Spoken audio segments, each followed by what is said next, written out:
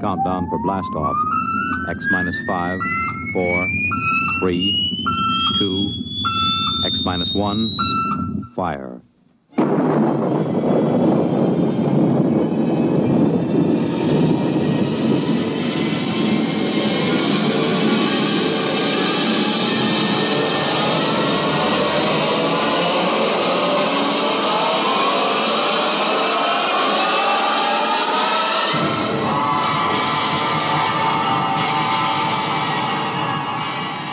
From the far horizons of the unknown come tales of new dimensions in time and space.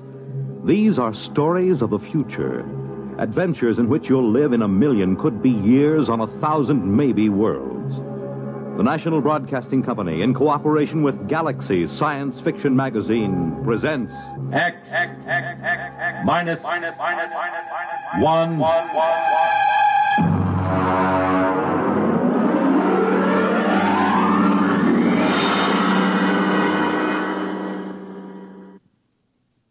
Tonight, The Scapegoat by Richard Maples.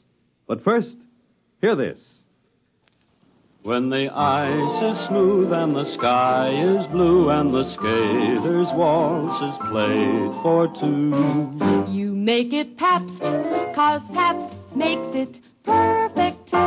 Yes, Pabst makes it perfect. Just as we always have ever since 1844. So next time, you make it Pabst, because Pabst makes it perfect. America's Blue Ribbon beer from the Pabst Brewing Company, Milwaukee, Wisconsin. Yes, Pabst makes it perfect.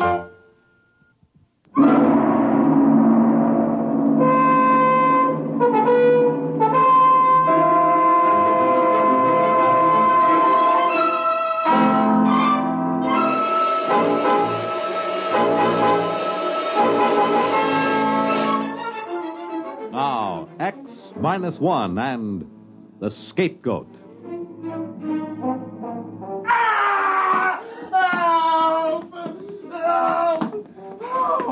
The old guy didn't have a chance. All he could do was shield his head with his limp arms and moan, while this other fellow, a husky young six-footer, gave him a vicious, cold-blooded beating. Hey, cut it out! You, cut it out beating up an old man like that! I said cut it out! Now, let go of him. Well, what have you got to say for yourself before I belt you as hard as you hit the old man here? Well, hey, you, wait! Wait, you no-good hoodlum! Hey, you all right, Pop? Are you okay? What happened? Was he trying to rob you or something? Look, you'll be all right now. You'll be okay. You're lucky I came along then. No cops anywhere. Okay, come on, old-timer. Up on your feet. You're going home with me. I suppose it seems callous to think of it, but this old man was just what I'd been looking for. A brutal assault and a helpless old man, and I was the hero, just what I needed. You see, I'd just come from a meeting with the city fathers and the commissioner of the police department. And old man Jones, my publisher, had promptly yanked the rug out from under me and chickened. I'd written the articles panning the city's handling of the juvenile delinquency problem, because Jones had to be in his bonnet to be the mayor. Now, when the heat was on, he weaseled out. We had a few words, Jones and I quit. But now I had him, an eyewitness story, no cops anywhere, and a young bruiser beating up a defenseless old man. I figured I'd take him home, let my wife fix him up, keep him around the house until the story broke. Ed, what's the idea of... Ed! Take it easy, honey. It's all right. This old guy just needs some patching up, that's all. Come on, old-timer. Oh, but he looks awful. Who is he?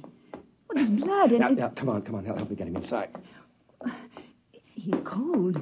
His wrist, it's cold. Yeah, shock, I think. Come on, in with him. All right, now, let him down on the chair. There you are, Pop. Were you in an accident? No, some hoodlum was beating him up.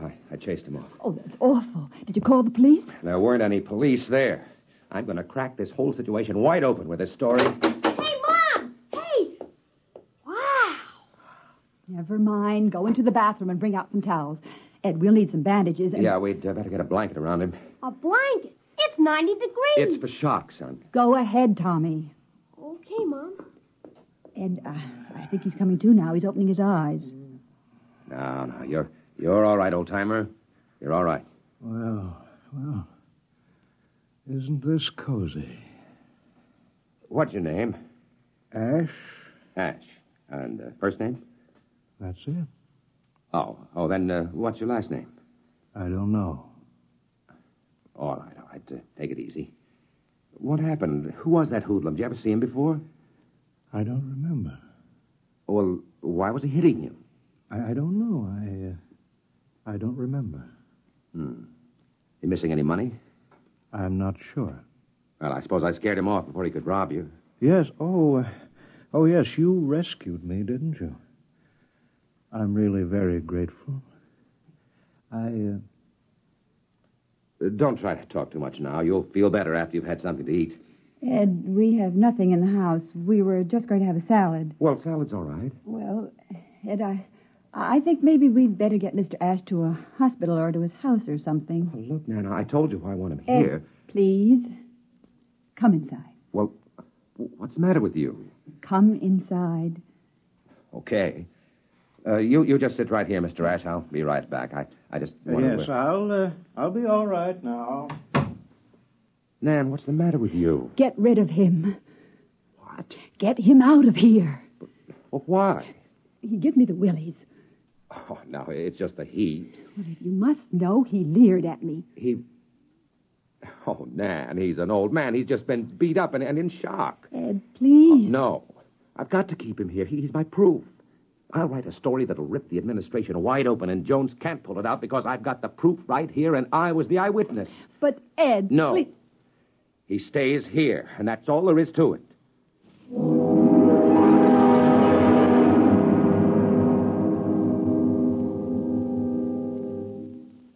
You're listening to The Scapegoat, tonight's attraction on X-1. Once, a tall and beautiful tree stood in the forest. It had been there for 200 or 300 years. In the course of that time, wind shook it and lightning struck near it. A hurricane bent it once until its top was nearly at the ground. But none of the ferocious assaults could fell that tall, proud tree. But then one day, the most spindly-legged, pot-bellied, adenoidal, open-mouthed creature that the forest had ever seen sat down in the cool shade of that tree. This was what was called a man, and he wanted to smoke what is called a cigar. He did. And he threw his match among the pine needles, and when he had smoked the cigar, he threw that away, too, and went off, because somewhere down by the lake there was waiting for him what is called a woman. And he had the hope that maybe she didn't feel like nagging anymore. Before nightfall, that tree that had withstood all those assaults was ashes, and thousands of other trees in that forest were, too. The man is still living. If you know any of his species, you might tell him that trees don't have Adam's apples and shrill voices. Trees are beautiful, and men ought to be careful with matches.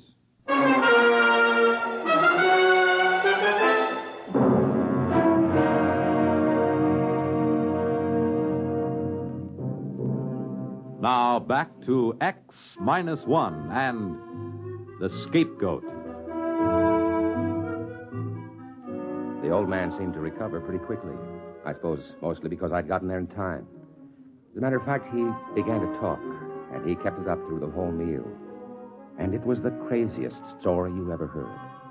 He insisted he'd come from another world outside our solar system, where people existed in a kind of liquid state, bouncing about for the most part like large water-filled bladders. They were, however, capable of taking almost any shape their superior minds willed. They could flatten and drift about on the water, or they could inflate and rise in the air. As a matter of fact, they can even become facsimiles of other living things, taking on the shape and texture and coloration, a capability which adds greatly in their main function of traveling as missionaries of goodness among the peoples of the galaxy. Goodness, huh? Oh, yes. They're perfect as angels. All right, I've had enough. I asked for it. Nan, where are you going? Don't rush off. Well, I guess I know when I'm being kidded. Very funny, Mr. Ash. But I'm not kidding. Don't tell me that you're a missionary to Earth. Oh, no, I'm here because I was banished. Oh, sort of a fallen angel. Exactly. Look, Ash, it's too hot for games. If you don't want to explain what happened this afternoon, that's your privilege. But as you know, this story means a lot to me. And I did stick my neck out for you. One moment, my boy. Let me finish. You see, I'm a throwback. A what? A throwback, an atavism. They tried to reform me, but there was something rather fundamental about me, something rather evil. Then, of course, as a last resort, they put me into one of the machines and they threw the switch. Oh, sure. They killed you. Look, I'm not in the mood for shaggy dog stories. They didn't kill me, exactly. It was sort of like water being scraped over the edge of a sharp rock. When I came to, I was drifting through space. And then, of course, much later, I landed on Earth. Oh, I've had many shapes through the years, mainly people who died. I find that's much more convenient. Yeah. Well, look, if you'll excuse me, I have to make a telephone call. I'll just go into the other room. I dare say you want to call the hospital. I'm not psychotic, really. I've got iced coffee. Ah, yes, you're just in time, Mrs. Potter. I think perhaps I'd better prove my story if you'll wait just a moment. You see, it's done by the generation of a high electrostatic field. Something like this. If you'll notice, my face begins to lose definition. It moves as if it had a life of its own. Now what? Ash, stop it! Ash!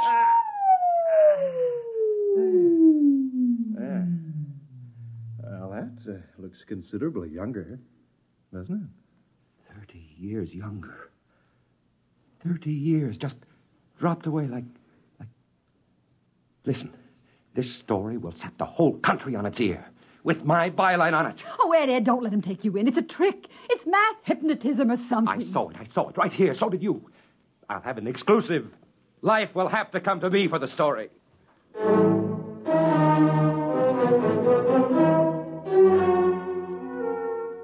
I've got to admit that I could share something of Anne's point of view. He wasn't really very pleasant. As a matter of fact, he had what you'd call colossal gall. After supper, he came right down to cases. Naturally, if I'm to stay here and keep my identity secret until you can arrange for an exclusive story, I will need a little pocket money. How much? How much you got? Well, I don't know. I got about $22, and payday isn't until Thursday. Well, how about your bank account? Hey, now, wait a minute. Well, we'll see what we can arrange later. I am a little tired, though. I think it's about time to go to bed. I noticed a rather comfortable bed in here. Well, I'll see you all in the morning. Good night. And thank you again for rescuing me. Ed, that's our bedroom. I know. Well, you go right in there and tell him that he can't Listen. sleep.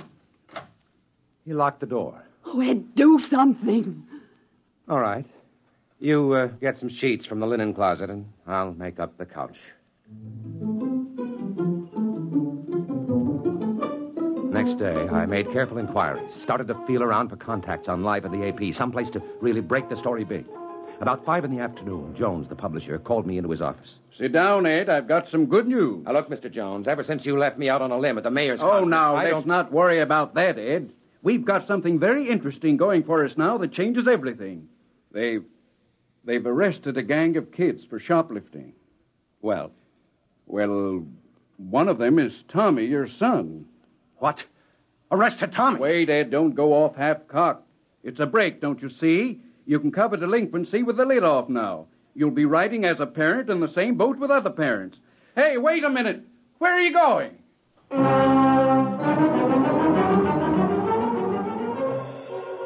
At the police station, I had the distinct feeling they'd been waiting for me. Well, Mr. Potter, we meet under unfortunate circumstances. Can the phony sympathy, Thompson? Just let me see my boy. We'd better have a little talk first about all those articles you're writing about the police force. I've got no talking to do. This is a lousy frame-up against me and the paper. Now, you get my son out here and do it fast. You don't understand, Mr. Potter. Your son is in trouble. He's been identified as leading a gang of kids who spent most of the morning shoplifting in the stores all over town. That's nonsense. How could my boy do anything like that? He's only 12. Who identified him anyway? The shopkeepers and the other members of the gang. You can see him, Mr. Potter, but I still think we'll want to have our little talk.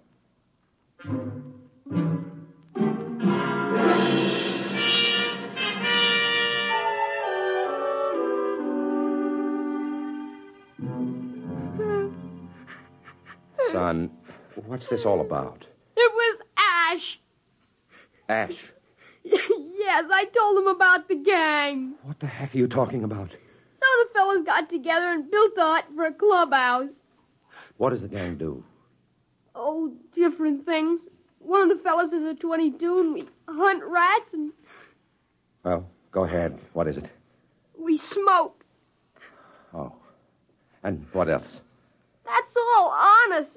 What about shoplifting? No, that was Ash. He wanted me to talk the gang into shoplifting, but I wouldn't. Then he changed himself to look like me and talked the fellas into it when I wasn't around. I only knew about it because I ran into them after they'd robbed their store. Who is this Ash he keeps talking about? Why, he's a man...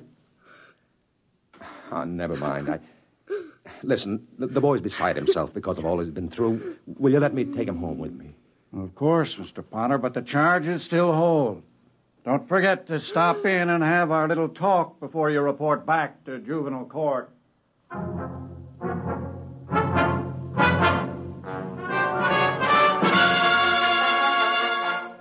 I called the house, and Ash answered the phone. I'm glad you called, Ed. I'm out of cash, you know. I need a small loan. Now, listen to you. The police have picked up Tommy. He's been charged with the shoplifting you did today. Oh, now I'm sorry about that. You see, there's a certain cultural difference between you and me. I didn't understand. You're going to help me get him out, you hear? You're going to tell everybody the truth. Well, of course. Of course I will. Now, listen. I'm coming home. Nan will be back from her mother's any minute. Don't you tell her about this, you hear? Well, of course I won't. I'll be waiting right here.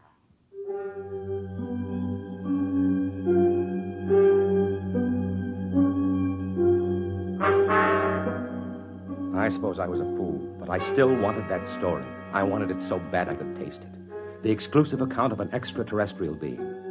Driving home, I had it all figured out. I'd bring Ash down to the police station. He'd tell the story, go through his changing act to convince him, and spring Tommy. I'd have my story already filed and beat everybody. In the meantime, I just hoped Nan wouldn't spoil everything alone with it. Alone with him.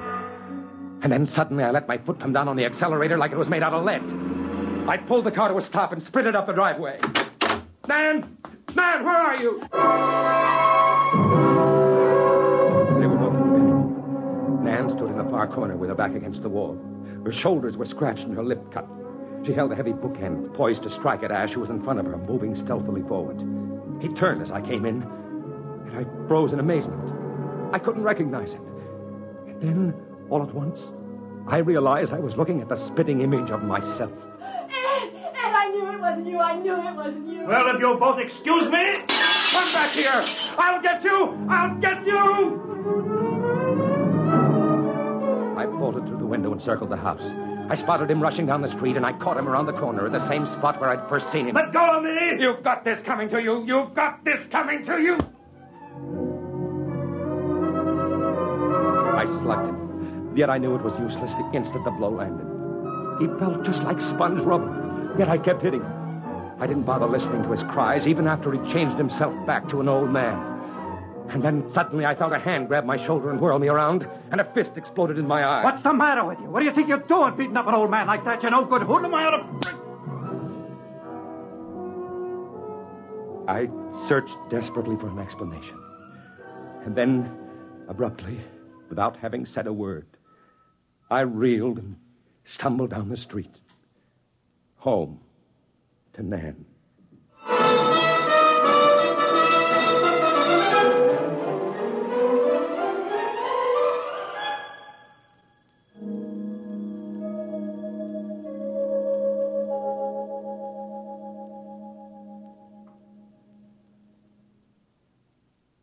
Fred Collins again, and I'll have another word for you about X-1 in a moment. Hi, this is Walter O'Keefe.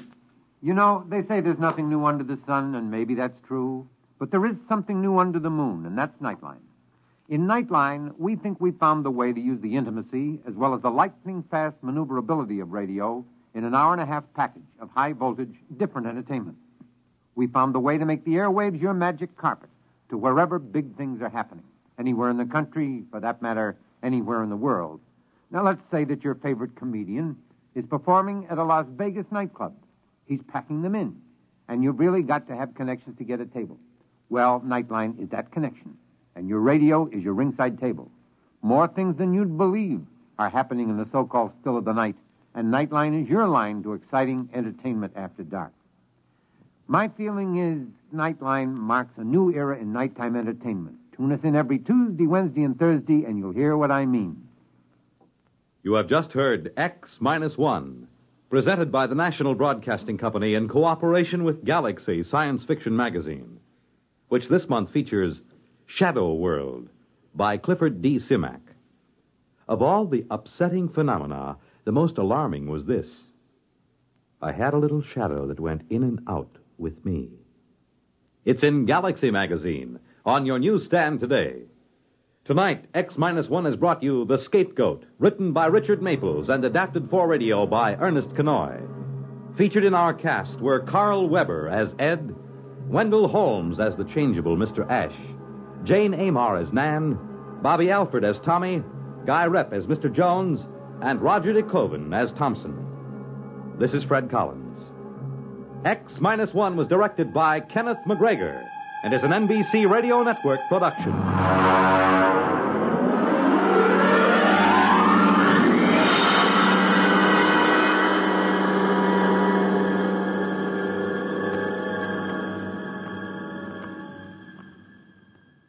There's excitement in the air at night, and Nightline brings it to you. Hear Nightline with Walter O'Keefe, next on most of these NBC stations.